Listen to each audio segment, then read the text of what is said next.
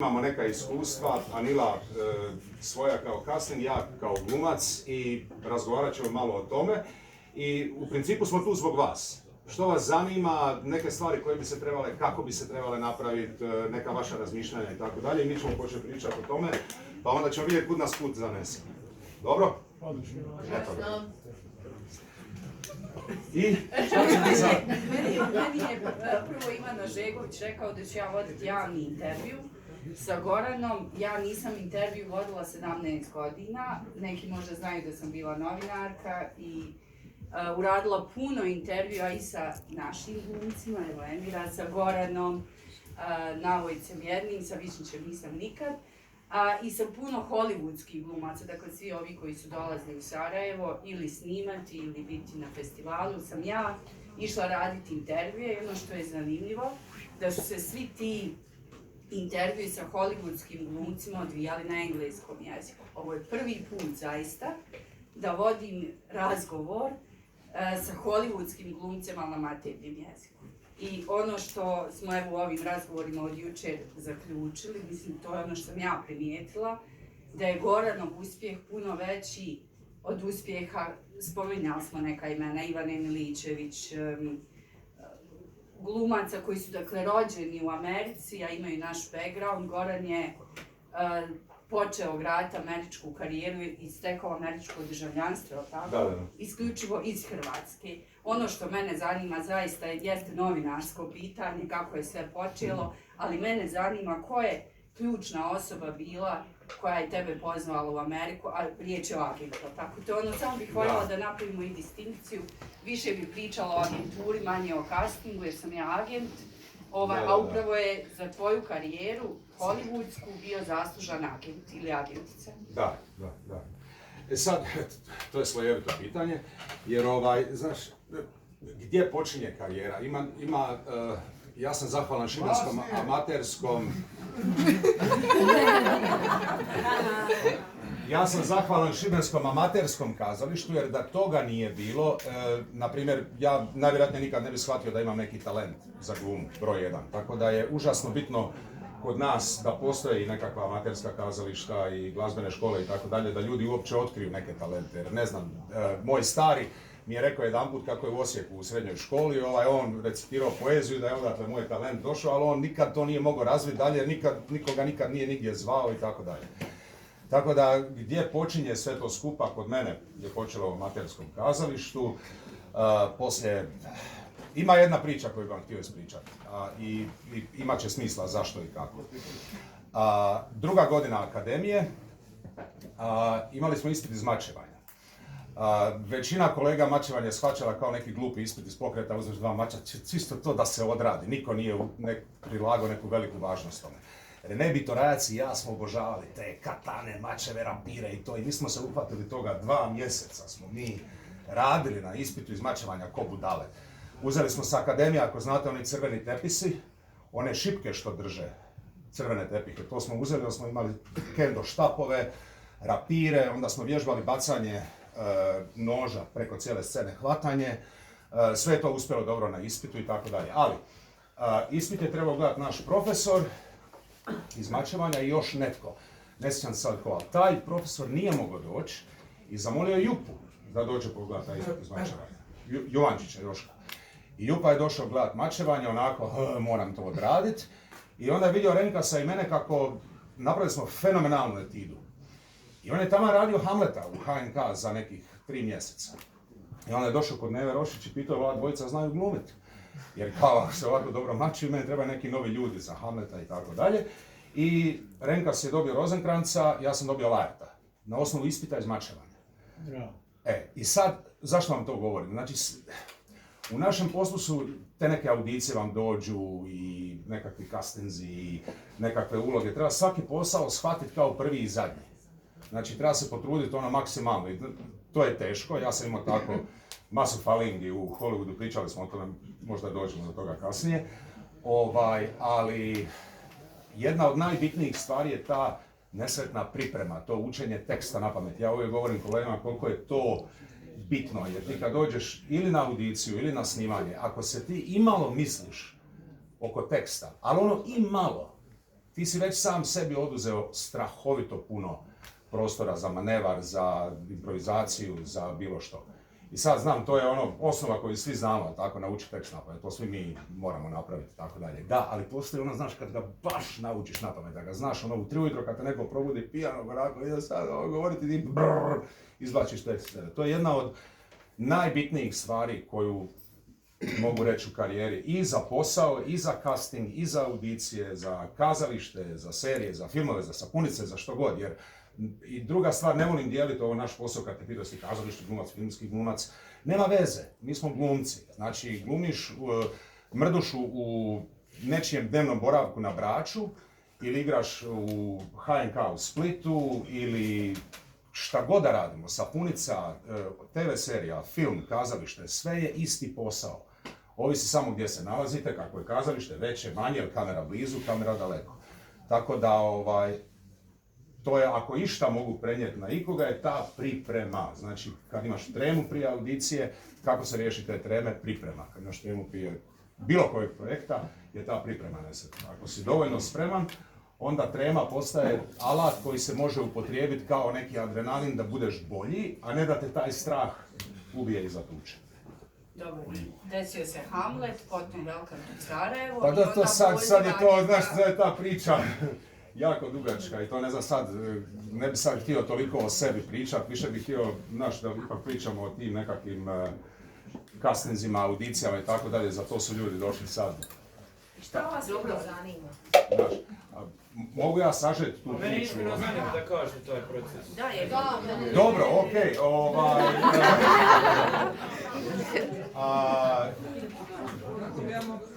za... Prga, šuti jebem po sunce.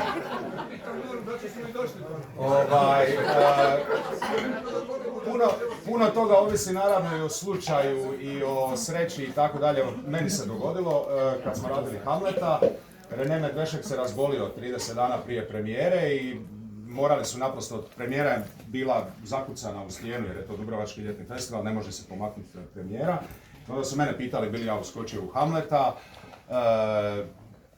Vedran Mlikota iz Horacija u Laerta, napravili smo te neke prevtačine i tako sam ja završio sa Hamletom na ljetnim igrama.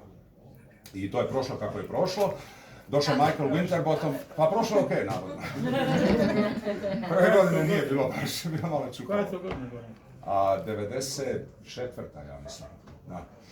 I onda je došao Michael Winterbottom snimat Welcome to Sarajevo i tu smo bili, jako puno kolega je bilo po tim audicijama i tako dalje i bilo je između mene i par kolega za tu ulogu i onda smo Michael poslali snimak Hamleta i navodno poslije je on rekao, to je bilo relativno presudno jer trebao im je neko, o tom smo isto pričali, u koga mogu imati povjerenja. Znači ako je neko ko je napravio takvu neku ulogu, onda im je bilo lakše dati takvu ulogu nekom jer imaju povjerenja ako su uspio to napraviti, jer to su veliki projekti, veliki novci, onda im je teško uzeti nekoga nepoznatog kompletno za neku veću ulogu jer se boje kako će biti na snimanju. Znaš, hoće doći čovjek na vrijeme, hoće doći čovjek pijan, hoće doći ovakav, onakav i tako dalje. Onda smo snimili Welcome to Sarajevo koji je završio na Canneskom filmskom festivalu i ja sam bio tamo nekoliko dana i kad sam se vratio, bio sam u Šibeniku, zazvonio je telefon i agentica iz Los Angelesa, Elise Scherz, koju sam radio nekih 20 godina. Ja nisam ovo pojela, da me neko zajebava od ovih frendova. I onda smo se dogovorili da se nađemo u Dubrovniku za vrijeme Hamleta, došla je pogledala predstavu i tu večer smo se dogovorili, ona je rekla ja bi tebe prezentirala rado u Los Angelesu. Welcome to Sarajevo će imati premijere u New Yorku i u Los Angelesu i za vrijeme tih premijera ja bi tebe pokušala poslati na nekakav casting, na neke audicije. Što rekao, dobro, nema problema. Tako je to krenulo. I onda smo došli na premijeru Welcome to Sarajevo u New Yorku i poslala me na audiciju za film Practical Magic i to sam dobio. I onda je to tako krenulo, jedan po jedan. Ali onda nakon toga je došla hitna služba i tako dalje. Practical Magic je došao od audicije, moj engleski je bio katastrofa. Ja se sjećam, bio sam u autu, išao sam na tu audiciju i preko onog mobitela cigle sam razgovarao sa svojom agenticom, ona me štrebala engleski kako da izgovorim te rečenice na engleski, fakat bio loš. Stari mi je stalno govorio, uči sinko engleski, nisam ga slušao. I... Znači nisi sa Bandera tečnim snimio engleskim. prvi Ne, taj će Dobro, biti ovo je super. jako loše engleski. Nakon što sam dobio Practical Magic, godinu dana nakon toga bio sam u Americi na premijeri filma i poslala me na nekoliko generalnih sastanaka. Znači, ideš po raznim sastancima kao mladi novi glumac, tamo da te upoznaju ljudi i tako dalje. Jedan od tih sastanaka, ja nisam znao da je to ta ekipa bila, je bila ekipa iz Warner Brothers Television koji su radili hitnu službu. Bio generalni sastanak kao odakle si, što si, kako je bilo na snimanju, Welcome to Sarajevo, dobar je film, sviđa nam se i tako dalje. I 3 dana kasnije me nazvala i rekla taj sastanak na kojem si bio, oni bi htjeli potpisati ugovor na godinu dana. Tako da sad, čuj, tu je bilo jako puno sretnih okolnosti, spletova okolnosti i tako dalje. I onda za vrijeme snimanja hitne službe su mi dali dialect coacha, svako jutro od 5 do 6:45 sam radio na engleskom i onda u 6:45 šminka, snimanje u 7 i to je tako trajalo 5 godina. I tako je taj engleski postao i došao do tog nivoa gdje je sada nakon 5 godina svako jutro nekih sat i pol vremena. Tako da je to za vi sad, mlađe generacije, govorite engleski puno bolje nego što smo mi govorili. Ja sam bio lijen sa engleskim u srednjoj školi, moja profesorica kad me vidjela na hitnoj službi došlo je da se ubije. Ali, da, to je bilo presudno, ja mislim, za cijeli taj kasnije dio karijere, jer u hitnoj službi je to bio naš čovjek, Dalmatinac koji se oženio u Vukovaru i tako dalje. Ta cijela priča je bila povezana s tom ratnom pričom, ali onda stvarno sam se dao truda jer sam vidio da se tu može puno toga napraviti i onda kad je taj engleski postao bolji, onda su krenuli svi ovi drugi neki projekti kao Elektra, Deep End i tako dalje i tako dalje. To je sad ovako jako sažeta priča zadnjih nekih 30 godina. Može pitanje, Goran? Može. Da si postao doktor Kovač, je li to baš bila slava u Americi, ste počeli prepoznavati, ali to ne je Pa je, ali ne bi sad pričao o tome jer pričamo sad o castingu, o ljudima kako da im naprosto pokušamo, ne znam, ili objasniti kako funkcioniraju stvari u castingu i kako se pripremati za castinge i kako doći do castinga i tako dalje. A to sad o slavi, to je ono što bi rekli naši hrvatski Amerikanci, voda ispod riđe.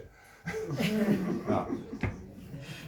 Dobro, ali ti danas izlaziš na castinga između ostalog i za uloge Amerikanaca. Da. Znači, u tih prvih 5 godina si, osim što si glumio, radio i na jeziku. I došao sad do nivoa da igraš Amerikanca. To je još uvijek taj Amerikanac, vidi. Kod nas kad neko progovori koji je iz Splita, znaš da je iz Splita, iz Dubrovnika, znaš da je iz Dubrovnika i tako dalje. Pogotovo ako nisu glumci kolege. Znači, ja nisam u životu čuo stranca koji priča hrvatski bez akcenta. I tako je njima tamo, znaš, koliko god je moj akcent dobar, ali prednost Amerike je što je ogromna, to je 350-400 milijuna stanovnika, ima jako puno imigranata, jako puno uloga se mogu prilagoditi. Znači, moja agentica, kad je bio Practical Magic, to je bio Jimmy Angelov, se zvao karakter, to je bila poznata knjiga Practical Magic i on je Amerikanac. On se rodio u Americi, njegov prezime je negdje tamo, korijene neke vuče iz neke evropske zemlje i tako dalje. A moja agentica, pošto je bila maštovita, ona je nazvala redatelja i rekla, vidi, to je film o magiji i tako dalje, možete uzeti ovog glumca, ima težak akcent, to će vam biti još bolje. Rumunjska, Transilvanija, grob Drakula, imate tamo. I ovaj se navukao, dobra ideja, super, zove, daj nek dođe mali tu. Engleski stvarno bio katastrofa. Ali onda su mi, kad sam dobio ulogu, onda su poslali dialect coacha u Zagreb i ja sam tu već s njom radio nekih 15 dana prije što sam otišao u Ameriku. Tako da je... bilo je bitno da govor bude razumljiv, znači da njima, najteže je kad se moraš naprezat i slušat glumca, čak Amerikance neke u filmovima kad slušaš ili i kod nas, znaš, ako, što je Tom Colonza govorio, platio sam kartu prvenstveno da barem razumijem tekst, ako ništa drugo, može biti predstava katastrofa, ali barem ćeš čut tekst, znači to je osnova, znači ako si stranac i radiš na američkom projektu, glumiš stranca, nema veze, ali da te se razumije. Osim naravno ako karakter nije neko ko tipa ovako pa mora tako razgovarati ili nešto. Kužiš. Da, i sad si naučio Gorana, gdje nam je Goran? Ona je stvarno, si ga učio na engleskom i naučio je RP English, dakle, Bio je savršen na castingu, skoro dobio ulogu. Gdje je gore? Ko je gleda utakmicu? Ima novi casting. O Robin Hood seriji gdje još uvijek je u opticaju za ulogu. Da. I znam da si ga učio. Pa, pomagali smo jedni drugome. Bilo je zanimljivo, Gogo je snimao tu audiciju, ja sam bio u Zagrebu, malo sam mu pomogao. 5 dana kasnije, ja zovem Gogo, ja kažem, stari, dobio sam audiciju, pomagaj. I onda smo kod njega doma snimali, pošto ima tehnologiju, ima svjetlo, ima rasvjetu i tako dalje, mora sam opušiti u sceni i onda je moj mali, pošto govori tečno engleski, onda je on bio off kamere, mi je govorio rečenice, a Gogo me snimao. Ali evo mene sad zanima, jesi li ti dobio casting za Robin Hooda? Znači sad si, možda da napravimo samo brzinski, da kažemo da Goran sad živi u Engleskoj i dobiva castinge iz Engleske, dakle nije više samo Amerika. Nisi, evo to me zanima, znači nisi dobio casting. Ovisi o projektima, ovisi o veličini projekta, ovisi koga radi i tako dalje, do kud dođe. Senzibilitetu, reditelja. I to isto, ali većinom se radi, sad se ta granica jako pogubila. Mi smo prije znali govoriti u Americi, na primjer Lifetime movie. To je značilo da će biti onako malo jeftiniji film, neka ljubavna priča, sapunica, kvaliteta kamere nije toliko dobra, svjetlo nije toliko dobro, puno brže se snima i tako dalje. U jednom danu se napravi možda 5-6 stranica. Na velikom igranom filmu se zna snimiti stranica i pol, na primjer po danu.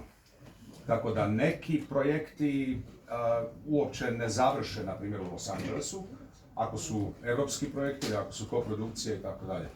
Tako da i dalje tu ima nekih razlika ko producira, kako producira, koja je cijena, koliko imaju budžet. Znači neke produkcijske kuće se uopće ne usude ići dalje, tražiti neke glumce koji su automatski znaju da su van njihovog ranga.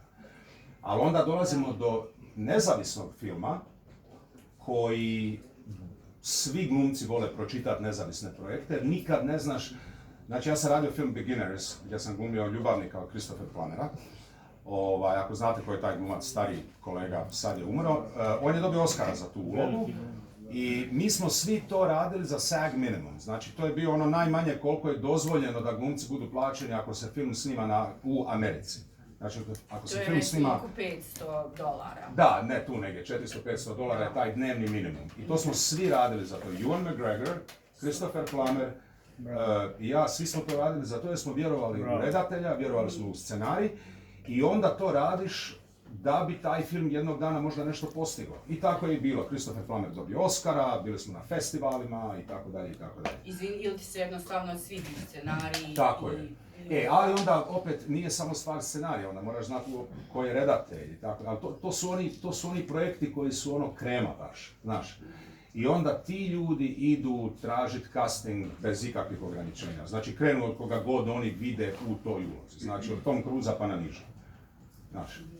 Znači ti, Gorane, mislim to je ona mitska priča kako je Pacino dobio ulogu kod Coppole. Idu li ovi najetabliraniji glumci na castinge? De Niro, Pacino, kako kad? pokojni Gene Hackman? Ne, oni sad više ne, mislim, u tim godinama, naravno, mislim, to je malo nepristojno pozvati Al Pacina na, mislim, znaš ko je pravu. Ali meni nekad, moram priznat, digne živce, kad me pozovu na nekakav casting za nekakvu ulogu koja je, recimo, nije teška, nekako ti ono niz dlaku, onda kaže ljudima, imate 160 epizoda Hitne službe, šta me sad, da oprostite na izrazu. Bravo. Ali, onda ti procijeniš, na primjer. Evo sad se dogodilo za Vikinga Valhallu, na primjer. To je bila serija na Netflixu, ja sam trebao glumiti Erika Crvenog i zvali su me producenti. Ja bih htio raditi s tobom, sviđa mi se kako ti radiš i tako dalje, ali Netflix inzistira na audiciji. To je dobro, pošalji mi audiciju, šta, nema veze. Dobra je uloga, odlična serija, nema problema. I pošalju mi audiciju i ja kažem, ovo kogod da snimi, to će izgledati loše. To je, znači, audicija, to je scena koja bi u filmu izgledala super. Znači, on ima neku veliku sjekiru, njemu dolazi kćer s brodom, on ovako nešto viče, lupa tom sjekirom. Dakle, kako ću ja to napraviti u svom dnevnom boravku? Kako ću ja to snimiti? Razumijem, nema smisla nikako. Pa je bolje u mom. Da,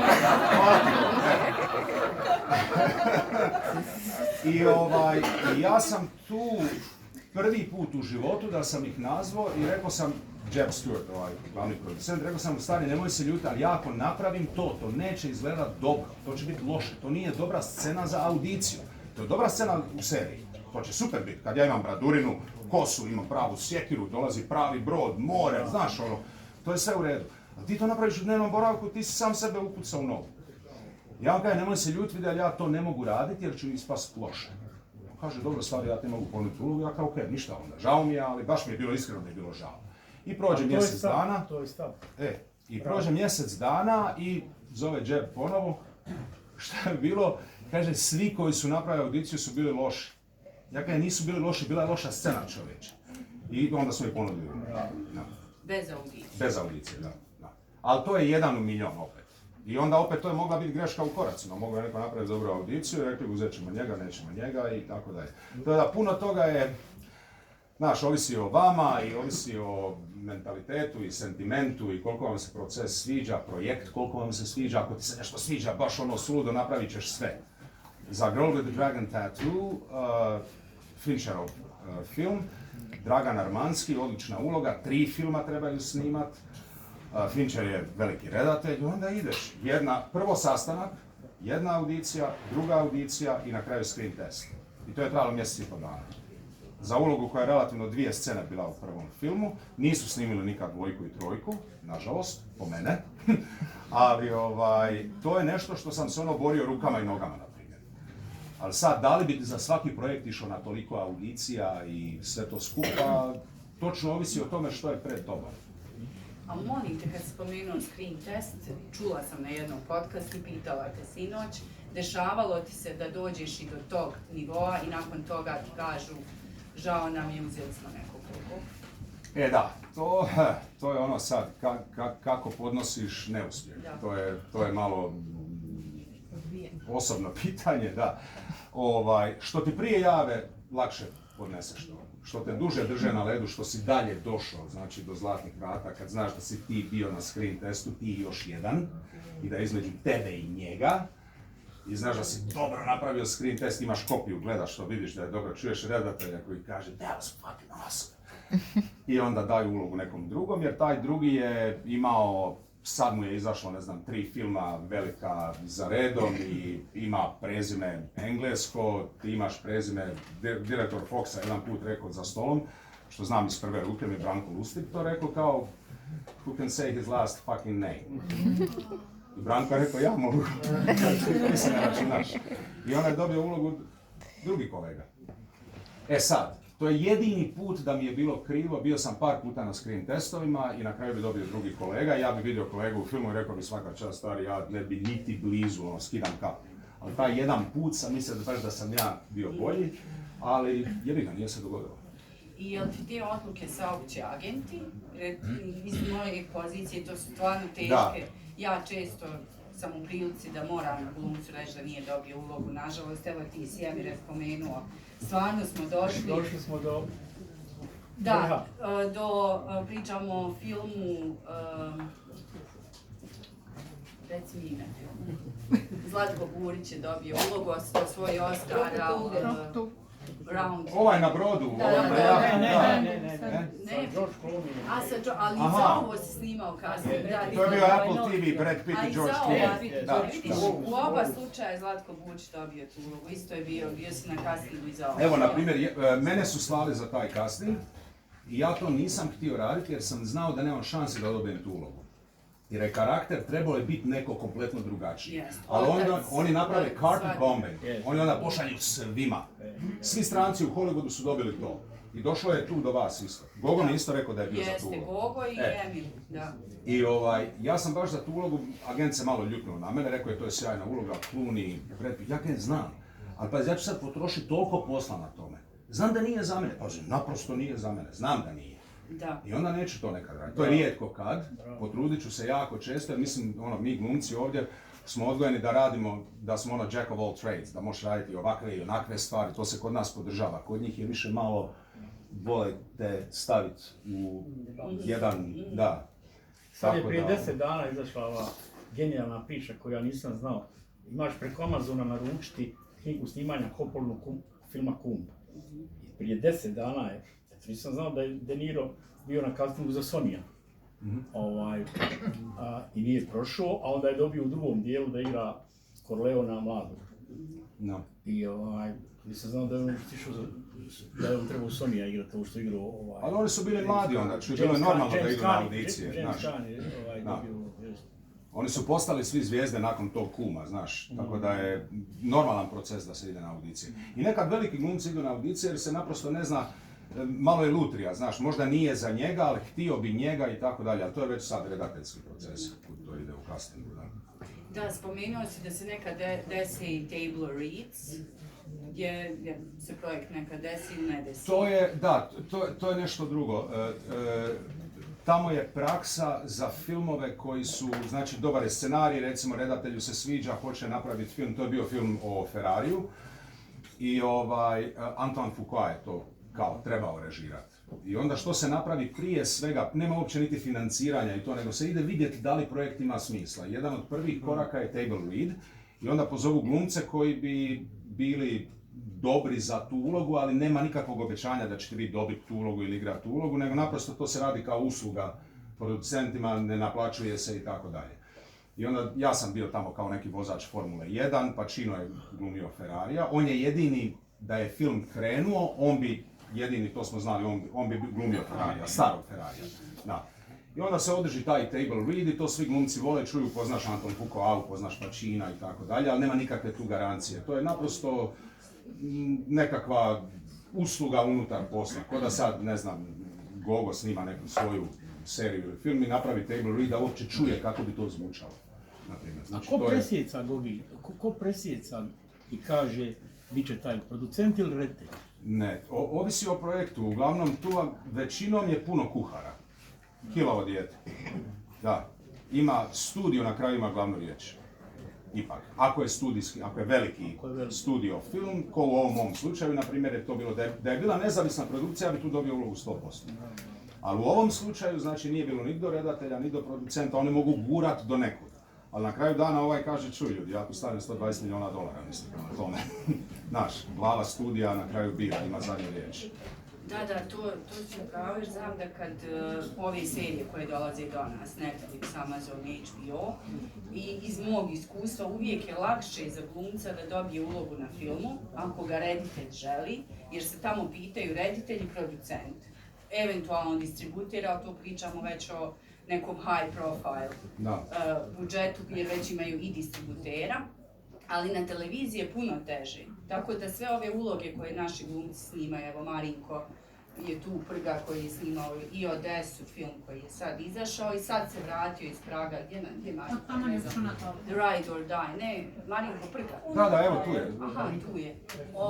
Puno je teže zato što tamo odlučuju, prvo ovi su nivoi, casting direktori koji naprave neku short listu. Pa onda casting direktori tu short listu prezentuju reditelju. Pa reditelj napravi svoju short listu, onda tu ostanu 3, 4 glumca, 5.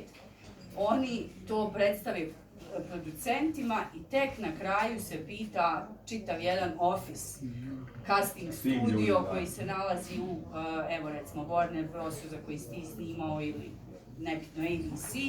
I onda oni kaže, ja se sjećam, Lazar Istovski je bio na short listi za neku seriju, Mortal Legends, ne znam, neko od tih, koje je Goran igrao, evo. Goran ima zapravo jako puno iskustva sa serijama, njega su svi ti nivoji odobravali i na kraju odluči upravo studio.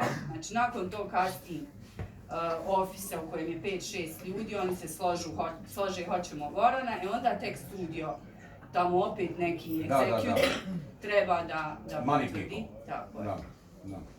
I onda ja se sjećam da su u odlučivanjima razni faktori. Nekad kažu, pa taj glumac nema ni IMDb Pro, na primjer, nema fotografiju, nema show reel. Znam za jednu seriju, snimala se u Hrvatskoj, baš Strike Back, za Semira Krivića, sjećam se da su rekli, pa dobro, ali nema show reel, iako ima kredit na IMDb. Evo, to su recimo sve neke stvari koje sigurno Goran imao kad je došao. Ja sam se upoznao s kolegicom u Los Angelesu, naša cura, na početku još, to je bilo kad sam snimao Practical Magic, znam.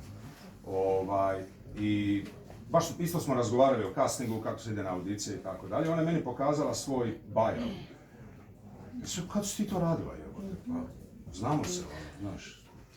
Pola toga je bilo fake, na primjer. Dobro. Tako da, ako nema show reel, ako nema što pokazati, to što piše na papiru da si ti radio, njima ništa ne znači. Ti da napišeš da si bio u HNK, da si glumio Hamleta i tako dalje, oni naprosto, šta je to Hrvatska, Hamlet, koji jezik, šta, gdje, naprosto moraju vidjeti. Znači, zato je show reel strahovito bitan, jer ako to nemaš, znaš, ti ne možeš fejkat, ne znam, hrvatski film da snimiš, bilo koji, tu se vidi produkcijska vrijednost. Znaš, vidi se, pogotovo prije kako je bilo. Sad se može, kamere su puno bolje, kompjuteri i tako dalje. Ali ono prije, ne znam, 15 godina, ako imaš show reel, na primjer, to se vidi da je to snimljeno, da je to film, znaš, pa prepozna se to. I onda ako dođeš bez ičega, a ti si sad veliki glumac na ovim našim prostorima i imaš sad, ne znam, radio si, ne znam, ogromne produkcije u kazalištu i tako dalje, ali nemaš ništa za pokazati, to je njima, čuj, to je ogromna lova, oni moraju znati gdje investiraju te novce. Onda što smo prije govorili, da ćeš doći na snimanje na vrijeme, hoćeš doći ok na snimanje. Znaš kao kod nas nekad, ja znam kad smo radili ribarske svađe, kad me Jupa pozvao na red, ono kašnjenje na probe, gluposti, ono, znaš, malo si ono mlad, pa ti polete krila, glumio si Hamleta i to, pa onda malo kasniš i to, onda me Jupa pozvao na red, to je bilo zadnji put kad sam u životu zakasnio.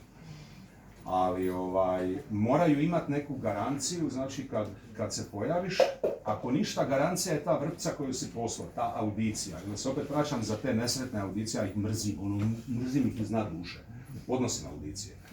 Ali ako je audicija u sobi sa redateljem, onda je to nešto drugo. Jer onda postane radna seansa praktički, znači nije audicija da ti sad sebe snimiš i pošalješ ili dođeš kod redatelja i kaže, obično ako si u sobi sa redateljem, znači da si već došao na neki nivo da bi on htio malo ispipati tu situaciju. Meni se dogodilo par puta da dođem s jednom idejom kakva bi scena trebala biti, on ti kaže ne sviđa mi se to, ajmo probati ovo, ajmo probati ono.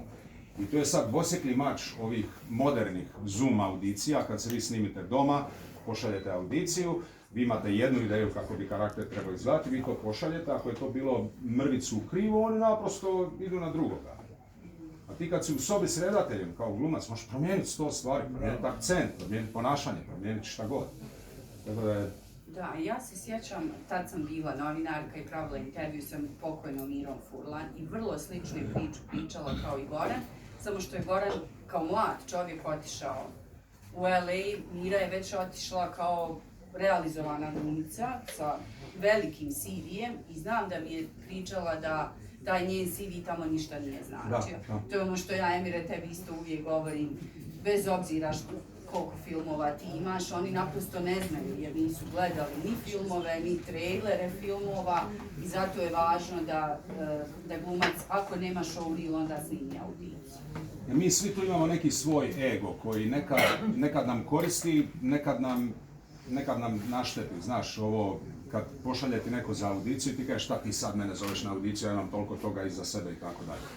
I ako imaš šta za pokazati, ok, super, ali ako nemaš što za pokazati, onda fakat taj ego treba zatrti i treba ga naprosto ignorirati, jer ne može drugačije, ima nas toliko puno i oni sad, u zadnje vrijeme pogotovo, pošto su sve te audicije na tim vrpcama, pazi, koliko ti dobiješ kad je, na primjer, evo recimo, ovo za Robin Hooda, za jednu ulogu, koliko si dobila različitih vrpci od različitih glumaca? 20-ak, 30-ak, po ulozi. Sad, zamisli njima tamo koliko dođe. Pa dobiju agencija... Pa pazi ti, dva filma da pogledaš, drugi za redom, drugi film već kad gledaš ti je pažnja malo, ne znam, nisam nikad bio selektor na nikakvom festivalu, meni je to noćna mora izvući gledat, ne znam, 5 filmova u danu. Ili biti u nekakvom žiriju. Sad zamisli kako je njima, idu te audicije, idu, svi su nešto slični i tako dalje. I onda je, bitno je tu nekako mrvicu iskočit, da se nametneš na neki način, a opet da ne bude nametljivo. Sad to zvuči malo glupo, ali... Ali zato ima i prošli put smo pričali, prošle godine na onom drugom mjestu, ali smo pričali o tom introductionu isto, što neki glumci ne vole da snimaju, i kažu šta ću ja tu pričat, ali to je upravo, ja uvijek kažem glumcima, dodatnih, ne znam, 30 sekundi da se ti predstaviš. I stvarno je ta priča o Miraju koji je i tvoj prijatelj i moj prijatelj i klijent bio da kad se desila nemoguća misija, zapravo prvi glumac koji je dobio za veliku ulogu u velikom projektu je bio Goran. Sjećaš se, ja sam kad sam te zvala, ti si bio na nekoj masaži. Toliko je toga bilo. Ali jeste toliko toga bilo. Ali ja se sjećam sam Gorana nazvala da je on rekao da je na nekoj masaži. Ali, Što je bilo bitnije? Da, ali ja sam rekao, pa stvarno, pa super.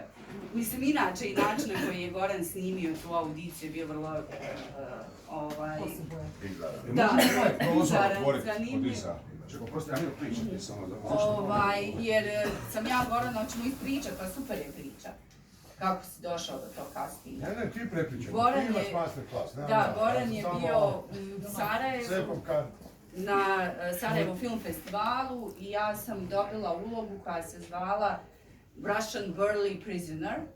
I tad sam predlagala Dragana Marinkovića našeg. A Dragan Marinković je bio na nekoj jahti sa onim Mitrovićem i rekao, stvarno mi se ne da ja prekidam odmah da dođem u Sarajevo na audiciju, ništa, nek vidje isto tako moje filmove, moj CV.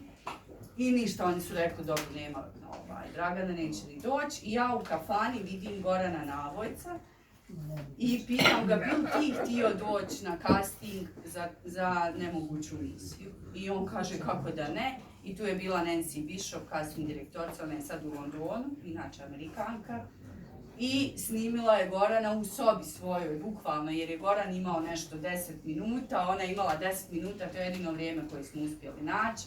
I prošlo je, ne znam, možda 3-4 sedmice, ona javlja da je za sad, jer je bilo više glumaca na audiciji, svi su bili u prostoru, u ovoj casting sobi, osim Gorana, ali je rekla da je Goran dobio ulogu, da je, sjećam se, Saša Petrović, naš pokojni, bio na short listi, ali su kao odlučili ipak da uzmu lokalnog glumca u Pragu. To je isto vrlo bitno, da kao ne isplati im se da plaćaju putne troškove ako imaju sličnog glumca tu. I ostala je ta priča o Miraju kao potencijalno im je bio zanimljiv. I onda je Miraj snimio možda još jedan dio, to neko predstavljanje u kojem je rekao, ja sam najbolji glumac Balkana, samo vi to još ne znate. I to je njima toliko bilo slatko, reditelju Bradu Birdu, sjećam se i Tomu Cruise, onda su ga zovnuli da ga upoznaju uživo i već tad mu rekli da je dobio ulogu. Tako da, uz casting, ja mislim i da je to predstavljanje. To je ono što bi rekli Amerikanci real estate. Znači, ako ti već neko daje prostor i ti sad, znači napravi si audiciju, audicija je sjajna i sad moraš snimiti tih 15 sekundi i reći ja se zovem tako i tako, visok sam toliko i toliko, živim tu i tu, bla bla bla, to je ono što oni traže većinom. I sad, to moraš napraviti, jel tako? To su ti oni zadali kao zadatak. Sad, ako ćeš ti to napraviti preko neke stvari čisto da napraviš, već si sam sebi zajebao audiciju. Znači to je, dobio si prostora da još nešto napraviš. I onda u tom datom prostoru probaj napraviti što bolje možeš i taj dio. E sad, uvijek dođe do toga, zato ja mrzim te audicije. Toliko se namučiš, toliko se potrudiš, pogotovo ako ćeš je napraviti onako baš iz duše, da naučiš tekst dobro, da se potrudiš oko audicije i radiš ne znam koliko dugo. I znaš da su ti šanse za dobiti ulogu jako male i onda je to nama svima jako teško se toliko potruditi. Jer znaš, ti kad dobiješ ponudu, a onda se mi svi volimo potruditi i onda prestanemo jesti, smršamo malo po malo u teretanu ili u kazalištu i tako dalje. Ali ovo je nepoznanica, ovo je znači ko kad se ide na natječaj. Moraš napraviti nešto, ne znam, za skulpturu ili što god, predat nacrt ili plan i tako dalje i na kraju od vas 5 odabrat će se jedna osoba. I to je ono što mene strahovito smeta na tim audicijama. To mi je uvijek ta moja ljena priroda kontra, mogao bi ja to napraviti, mogao bi dobiti, ali šta onda ako uzmu nekog drugog, ja se toliko namučio i tako. Ali tu nema van toga. Si rekao prije pola sata ključnu stvar. Kad su John Forda poslije Poštanske kuće pitali šta je najvažnije izigrani film, on je rekao 3 stvari. Priprema, priprema i priprema. Da, apsolutno. Ipak je, ovo što rekao prije pola sata, ti si sjajan glumac i taj okidač je bio sa hitnom pomoći, ali si prije pola sata rekao da jako cijeniš i u teatru i na filmu pripremu, znaš. I ti danas izađeš 3 mjeseca, radiš neku predstavu, kolega ti ne zna tekst pred premijeru. A dobro, to je sad, vidi, znaš, to je, ima nas raznih, znaš, i čuj, neki ljudi su uspješni, manje uspješni i tako dalje. Da, ako si već dobio posao, ako si se obavezao za posao, onda bi naravno trebao bi, ali kad smo kod te pripreme, na primjer hitna služba, ima užasno puno tog medicinskog dijaloga koji je kompliciran za reći i tako dalje. I ja sam došao na set, znači 7 dana prije snimanja, pravi doktor je meni snimio na malu vrpcu, oni mini kazetofoni, je snimio svaku riječ medicinsku posebno, objašnjenje, što to znači, i onda nakon toga rečenicu cijelu. I to sam ja za svaku epizodu dobio prve 2 godine. Druga stvar, kad se stavljaju ove sterilne rukavice, na primjer, on ima poseban način kako se stavljaju, ne stavljaju se kao obične rukavice, jer ako je takneš na jednom dijelu, ona više nije sterilna. Znači ima poseban način, znači to se otvori, stavi se tu 2 prsta, ta ruka ide unutra, onda sad ta ruka postane sterilna i da ne idem u detalje, ali to treba izgledati kao da ti to znači medicinski fakultet traje, ne znam, 8 godina, ja sam glumio čovjeka koji je bio attending, znači on može biti glavni, barem znači 15 godina iskustva, znači ne možeš ti sad staviti rukavicu ovako, to treba biti ono bum bum bum. Ali medicinska profesija u Americi gleda tu seriju, znači to sve mora biti napravljeno apsolutno realno. Jedino što bi neke stvari ubrzali, znači ono stavljanje tube u usta, na primjer, jer to inače traje, ne znam, 10 minuta, ljudima je bilo dosadno to gledati. Ali sve procedure su rađene kako, mi smo uvijek imali tehničkog savjetnika, pravog doktora, koji je sve to nadgledao. Jedna mala greška prekida se, idemo iz početka. Medicinska greška, a u govoru da ne govorim. I oni su meni, ja sam došao doma, mene ispred kuće su čekale 2 ovakve velike kutije rukavica. Ja sam morao proći kroz te 2 kutije, to je bio moj zadatak za naredna 3 dana. Ja sam došao na snimanje, ja sam te rukavice stavio, mogao sam staviti rukavice bez problema. Šivanje isto. Komad drveta na kojoj je bila zalijepljena umjetna koža, prepolovljena na pola, i s tim paketom je došlo jedno 40 paketa ovih igala sa različitim koncima i alati. I ono stvari vježbaju doma, pokazali su ti kako, dok to ne postane kompletna mehanika. Moja prva scena je bila šivanje malog klinca koji se porezao po ruci, ja sam njega na njemu, stavi se šminka, stavi metalnu pločicu i nakon te metalne pločice ide umjetna koža. Ti možeš sa iglom bez problema zabiti jer je ispod toga metal, ne možeš ozlijediti kolegu, glumca. Ali to mora izgledati kao da ti to radi za šivanje, pazi, to je ono njima... I to se radi, doslovce 7 dana sam ja, brate, rukavice šivaj, ali onda prvi dan snimanja kada je došao, ja sam taj tekst toliko dobro naučio, ja sam toliko dobro šivao i sve, i ono, svi su bili oko mene, ko po jajima, dobro je, bit će sve u redu, stari, nemoj se uzreći, sve okej ljudi, ja šivam, ko da ja, Znači, ta jedina priprema je toliko bitna, da. Ali problem pripreme je sa audicijama, to je ono što je najveći problem, što ne znaš dobiti. Onda je uvijek uložiš toliki trud, a pitanje je da li ćeš dobiti ulogu. Čak i ako tebi ide niz dlaku i ako je nešto za tebe, znaš da ima još nekoliko barem kolega koji bi to mogli odigrati i možda će ići njima i tako dalje. Onda uvijek ti je taj neki crv ljenosti odizati govori, ma dovoljno je, dobro, radi, onako nećeš dobiti, znaš. To je uvijek ta neka bitka sa samim sobom. Barem kod mene, ne znam, možda ima kolega koji su puno vrijedniji od mene, ja sam malo lijen. Ali nekad su glumcima i audicije zanimljive. Dešava se da nam glumci kažu dobio, ne dobio, baš nam je bilo super s njime. Mislim, ima. Da. Ovisi o projektu, da. Da, mislim, dobro je to iskustvo i uvijek nikad ne znaš ko te može vidjeti sa strane i to... Apsolutno. To je uvijek kaže, moja mama kaže, ako ne izađeš iz kuće neće te niko vidjeti. A mislim, to je istina, da. Tako da, to je bila ova priča o ispitu izmačevanja. Znaš, taj ispit je trebao gledati, ne mogu se sad sjetiti ko je bio je Sanjin Kovačić, naš profesor izmačevanja, i neko drugi, ili Matko Sršen, ili neko... Niko taj ispit izmačevanja nije doživio nešto ozbiljno. Jer nema ništa od toga, znaš, ti, osim ako ne voliš mačevanje pa ćeš to sebi iz gušta napraviti. Tako smo Renkas i ja iz gušta to sebi napravili, smo baš, fora nam je bilo. Gogo i ja smo se mačevali, imali smo kacige od motora i onda smo se lupali po akademiji, po balkonu gore, suludo. I nam je to bilo fora. A Gogo nije bio na mojoj godini, on je bio stariji od nas godinu dana. Tako da, točno ta priča, nikad ne znaš kako će te neko vidjeti, to se meni dogodilo da nije bilo ispita iz mačevanja, ne bi bilo Lajerta. Da nije bilo Lajerta, ne bi bilo Hamleta. Da nije bilo Hamleta, ne bi bilo Welcome to Sarajevo, bum, bum, bum, bum, bum. Domino efekt čisti. E sad. To je dobra priča za studente glumiti. Da, i super je priča i o vještinama. Ja uvijek govorim da je dobro da glumci imaju i druge vještine osim glume i puno je primjera uloga koji su dobili glumci zahvaljujući svojim drugim vještinama, pjevanju, vožnji motora. Evo i Goran je igrao u istoj seriji u kojoj si ti igrao, Crossing Lines, igrao je bajkera, Slovaka, sjećam se. I sad Marinko isto, nigdje ga ne vidim. Tu je. Batman!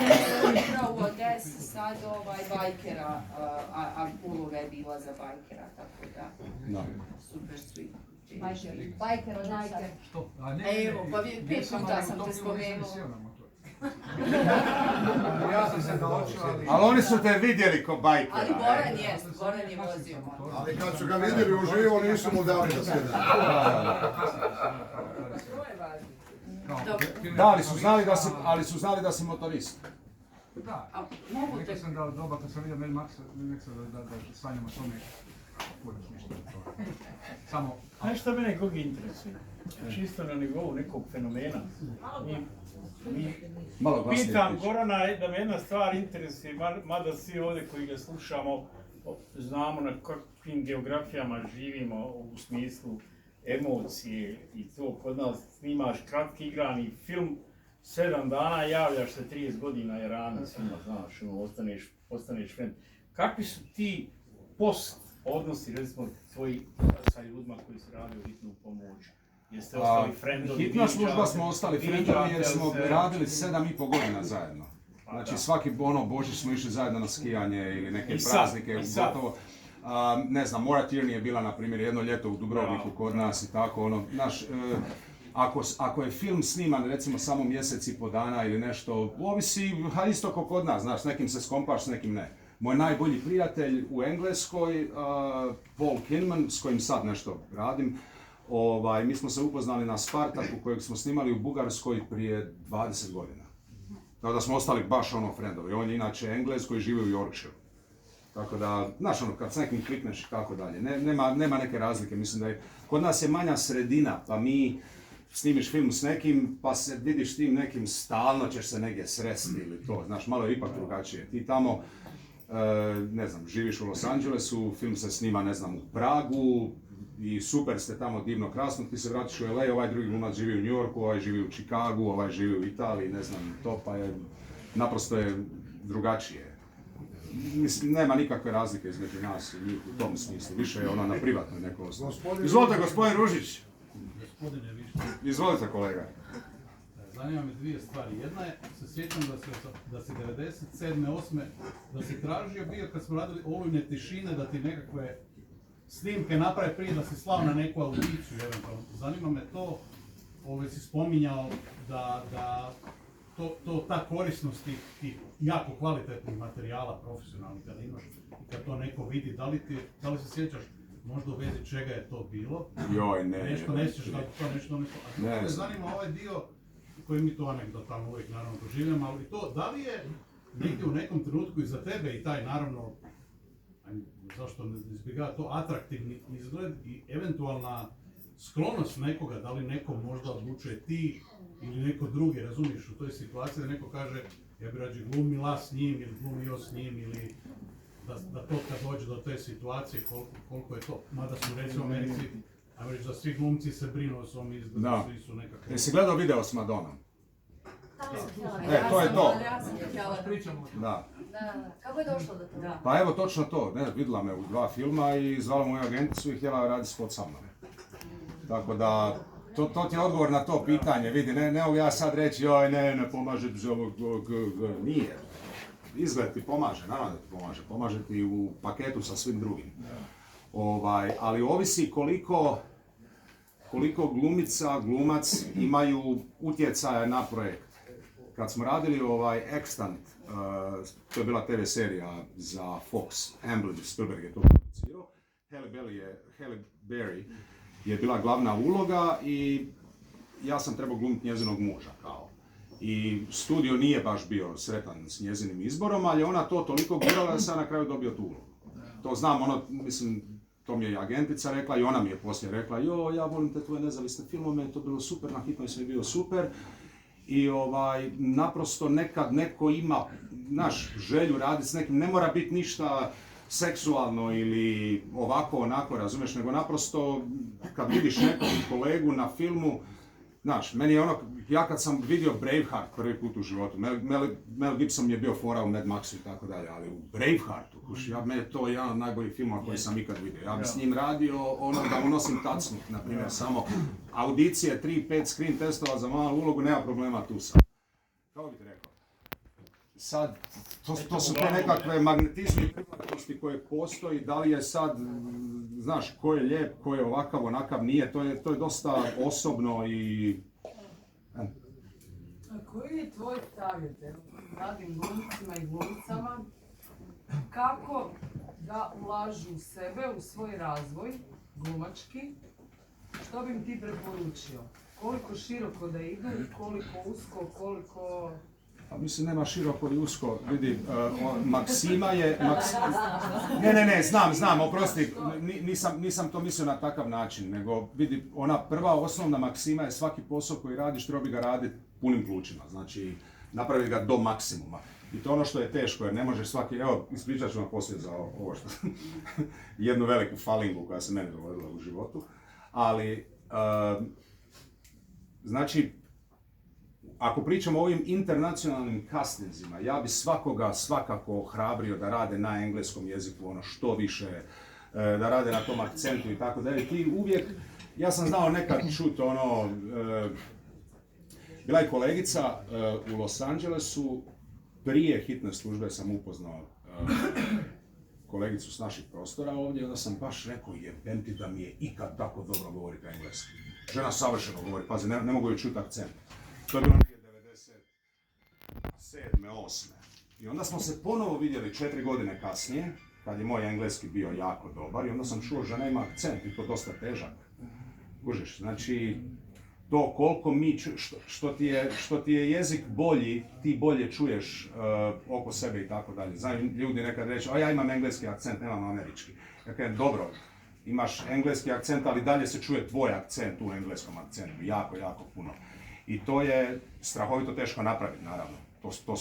To je skupo, to košta novaca i tako dalje, ali bi bilo dobro da možeš tečno govoriti engleski, da nema niko problem razumijevanja tvog engleskog jezika. Sad, dok ti to hoćeš gurati, ima nas talentiranijih, manje talentiranijih, ima ljudi koji fenomenalno čuju jezik, ja sam malo onako, ne znam, u sredini rekao bi, ja sam naprosto nalupao puno rada i Warner Brothers je sve to platio. Dialect coach koja je radila sa mnom, ona je $150 na sat. Kužiš? I oni su nju platili 5 godina. Ona je samo radila sa mnom 22 epizode. 5 godina. Kužiš? Ali, na primjer, da sam ja došao sad u Ameriku i da nisam dobio hitnu službu, pa di bi naučio engleski tako? Nemoguće, odakle mi lova, nema šanse. Sad ima, kažem, talentiranijih kolega koji mogu pokupiti jezike dobro i ja bi naprosto ohrabrio svakoga, eto, pošto Anili većinom dolaze, pretpostavljam, kasnici na engleskom jeziku, mada ima i Turska, Italija i tako dalje, ili koji god jezik strani da imate, Njemačka, Italija, koji god jezik da imate strani, treba ga usavršavati, činiti ga boljim. Ali govorimo samo internacionalno, ne govorim sad tu za Hrvatsku samo. Ja sam mislila na internacionalno, da li da idu, ne znam, evo ti si spomenuo mačevanje, teretana svaki dan, ples, u tom smislu, ako idu na tu neku internacionalnu karijeru, u kojem smislu se razvijati osim glumačkom, da dodaju si, daš dodatni pa vidi, za vještine. Da, znam, mi smo imali sreće da smo imali mačevanje na akademiji, tako da smo to naučili, ali ti iskreno kad dođeš, ja sam učio mačevanje, ali smo došli na Spartaka i morali smo na kraju učiti kompletno drugačije mačevanje, jer je drugo povijesno razdoblje, morali smo učiti koplje, štit i tako dalje, tako da smo morali raditi s kaskaderima 20 dana prije snimanja. Znači, bez obzira na moje mačevanje, možda je meni bilo čak mrvicu teže, jer smo mi radili tehniku rapira i onda sam morao izbaciti te korake iz nogu i morao sam totalno promijeniti, na primjer, ne znam, to je stvarno osobno. Znaš, ja mislim da je ovo glumački dio, da te se razumije i sve što se uči u školi i tako dalje, i strani jezici mislim da su strahovito bitni da možeš glumiti na njima, ako govorimo o nekom internacionalnom castingu. A ovo drugo je sve dio nekakvog života, mislim, ja stalno gledam da se usavršim u nekim stvarima koje su mi fora, ne znam, ja sam dugo radio kung fu, na primjer, u Los Angelesu, mi je bilo fora, nisam ga radio zbog ne znam, glume i Bruce i tako dalje, ali sam onda na kraju dobio jedan projekt gdje je trebalo, baš je trebao kung fu i dobio sam ga, ali to se dogodilo slučajno, ne mislim da bi sad trebalo investirati to, Bog te pita nešto posebno, ali ako imaš neki talent dodatni, mislim da bi ga trebalo razvijati, zašto ne, ako ga već imaš. Pričao si za neki projekt ili serija gdje si igrao i na njemačkom, na više jezika. Da, Timeless, da. Timeless, da, to sam čitao. To je bilo jedan od onih, ja volim naučnu fantastiku inače, i taj projekt je uletio, bio je pilot, znači nije se znalo da li ide dalje u produkciju ili ne. I bio je negativac u pilotu, i s tim da na sastanku sa producentima su mi rekli u drugoj sezoni se shvati zapravo da on nije negativac, nego da ima veliki kao big bad wolf protiv koga se on bori, onda on na kraju počnu raditi zajedno svi i tako dalje. I onda mi se strašno dopala ta priča. I onda su me pitali kao za strane jezike, ja sam rekao vidi, ne govorim više osim engleskog i hrvatskog, ali sam u stanju naučiti sve, nema nikakvih problema, sve, samo daj. Ali opet s tim, znači španjolski i talijanski su meni relativno jednostavni, ali onda opet daju ti dialect coacha, onda radiš na tome i mislim možeš sve napraviti. Pitanje apropo toga mogu sve, ako na primjer nismo tečni u talijanskom ili njemačkom jer smo učili u školi nekad, ali dođe neka audicija, možemo li onda snimiti, poslati ako ima neko da nam pomogne, pa šta bude možda nam neko... Apsolutno. Okay. Znači ne moramo biti ono... Ne, jer pazi, ako ti isplivaš od te sile audicija, evo ovo je moje mišljenje, Anila, ne znam ti mi reci, ja uvijek kažem da sve mogu i sve znam i tako dalje.